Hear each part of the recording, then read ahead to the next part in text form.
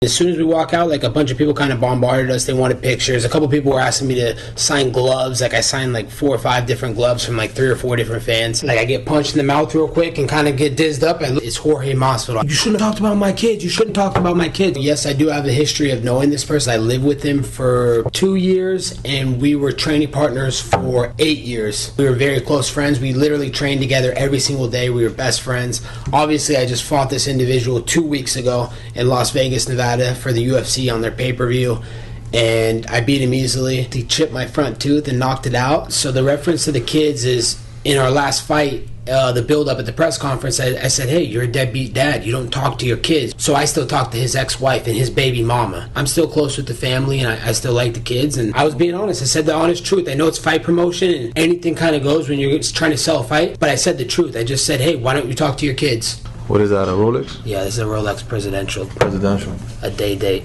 Day date. Oyster Perpetual. This is Detective Cole with the City of Miami Beach Police Department. This is Detective Gonzalez. We're here at the Miami Beach Police Department. Today's date is 3/22 of 2022. The time is now 0:21 hours. I'm speaking with reference to an incident that took place on 3/21/2022 at 22:50 hours. If you could just raise your right hand for me, sir. Do you solemnly swear or affirm to tell the truth, the whole truth, and nothing but the truth upon oath and affirmation in accordance with the laws of the state of Florida? I do. Okay. You can lower your hand. And are you under the influence of any substance, including medication, that may affect your ability to correctly answer my questions? No. Okay.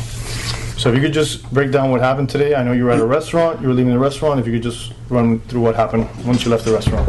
So I was eating inside Papi Steak with my friend Cal Forgard, who's the main guy for the Nelk Boys, and then another guy named Bob Menery, who's a super famous personality. He used to be the voiceover for Buffalo Wild Wings, so he has a big platform and a big thing. And they put up a story post, that we were hanging out together, but we didn't post where we were. But I could see that it's easy to identify the background of where we were. You see the flowers, you see all the extravagant stuff that is at Papi Steakhouse. So we decided we're going to leave Papi and we're going to go to Swan to go meet up with some people over there, some friends. And we're sitting outside, and as soon as we walk out, like, a bunch of people kind of bombarded us. They wanted pictures. A couple people were asking me to sign gloves. Like, I signed like 4 or 5 different gloves from like 3 or 4 different fans.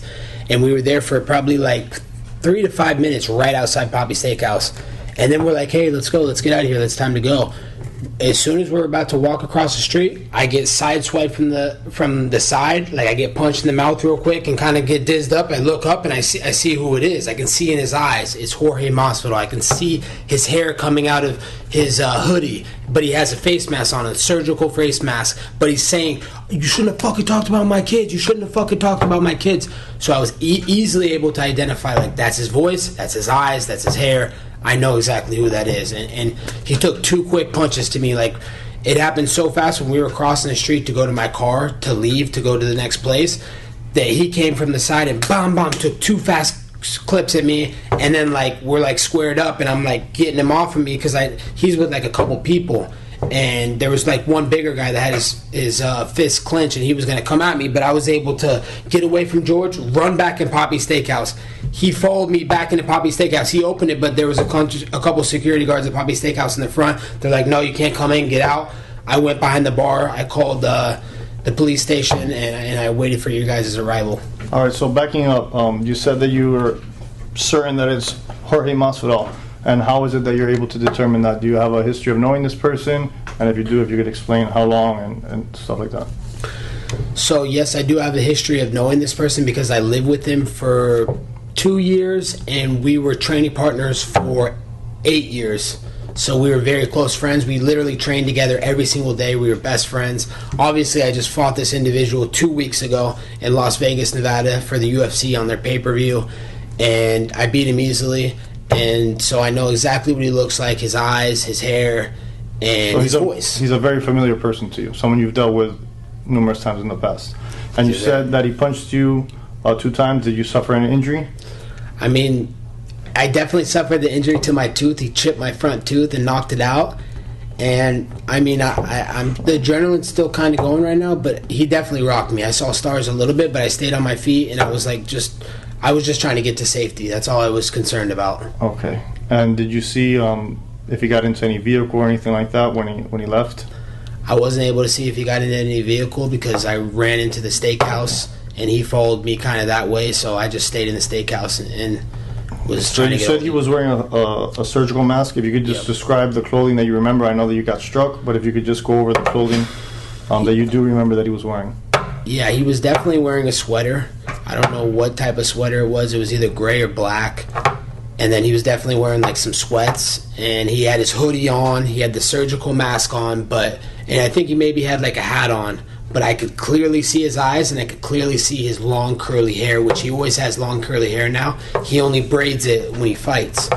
So yeah, I could just automatically tell by his brown eyes, his long brown curly hair, and his voice saying, "Yeah, you shouldn't talk about my kids. You shouldn't talk about my kids." All right. Yeah, the thing with the kids, what is the reference on that? If you can explain, because you may know more than us what that refers to, right?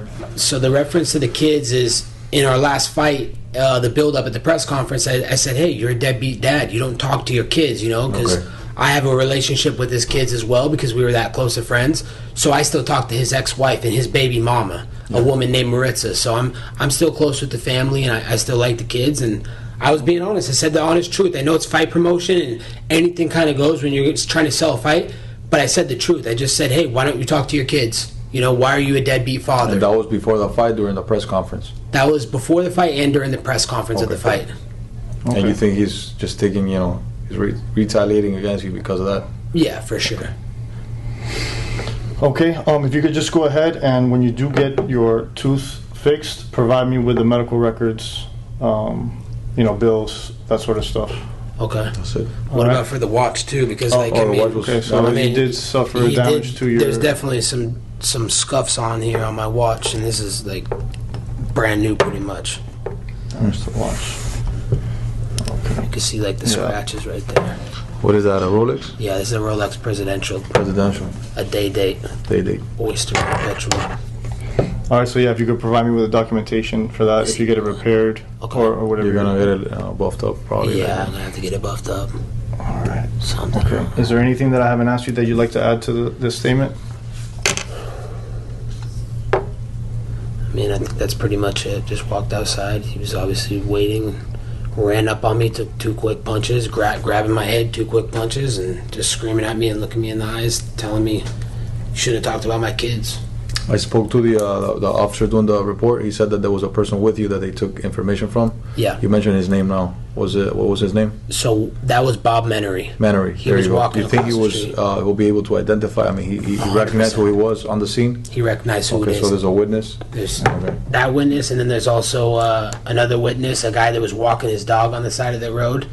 His name was Adam Weiss, and I have his number if you guys would like it. Do you know if the officers got it? Or no? I don't think the officer's No? got his Okay. number. What is it? Adam Weiss.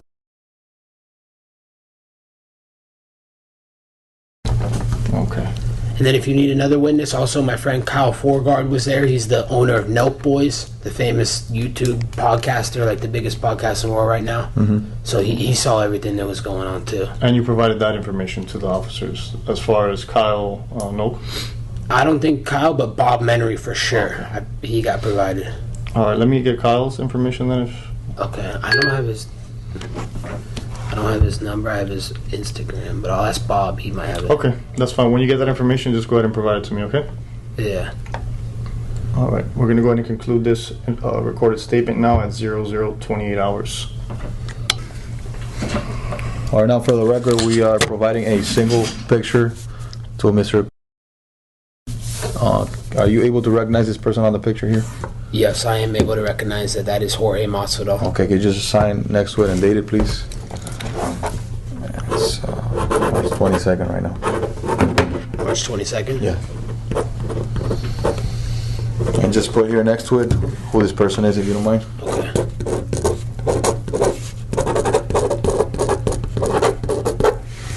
Okay. Thank you. Thank you. Interview again concluded at 0:33 hours.